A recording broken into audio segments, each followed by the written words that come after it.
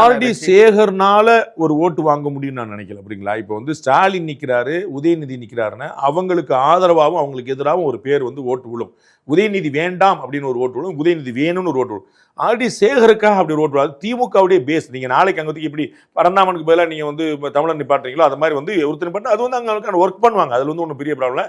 அங்கே பேஸ் வந்து நிறைய இருக்கு. நிறைய பிற்படுத்தப்பட்ட மக்கள், நிறைய பின்தங்கிய மக்கள், தாழ்த்தப்பட்ட மக்கள், உழைப்பாளிகள், சாமானிய மக்கள் அதிகம் இருக்கு. ஒரிஜினல் சென்னை இருக்கக்கூடிய பழைய சென்னை இருக்கக்கூடிய பகுதி அதெல்லாம். அங்கெல்லாம் திமுக கோட்டைகள் எம்ஜிஆர் பீரியட்லேயே உடைக்க முடியாத கோட்டையா இருந்துங்கிற பார்க்கணும். ஜெயலலிதா மட்டும்தான் வந்து 2011 முதல் முறையா ஒரு தடவை சென்னையை ஆட்டி பார்த்தாங்க. ஃபுல்லாக கிட்டத்தட்ட 14 தொகுதி அன்னைக்கு தேதியில் 11 தொகுதி இவங்க எடுத்தாங்க.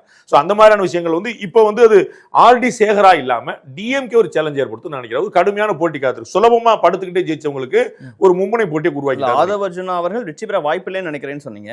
விஜய் அவர்கள் எல்லாருக்குமே நான் ஒன்று தான் சொல்லுவேன். விஜய்க்குமா? ஆமா, அதுக்கு தான் வந்து திருச்சி கிழக்குலையுமே நான் தான் சொல்லுவேன். நான் விஜயே தோற்பாருங்கிறீங்களா? மும்முனை போட்டி இருக்கும், க்ளோஸ் டு கால். நீங்க வந்து அதுக்கு வந்து ஒரு ஒரு மார்க் பண்ணு அப்படின்னு சொல்லி சொன்னா ஏடிஎம்கே டிஎம்கேன்னு போடும்போது நான் க்ளோஸ் டு கால்னு போடுவேன். அங்க வந்து அந்த தொகுதியை அதிமுக கூட்டணிக்கு கொடுத்துட்றாங்க. இல்ல அதான் சொல்றேன். அதனால வந்து ஒரு வாய்ப்பு எப்படினாலும் வந்துடலான்ற நான்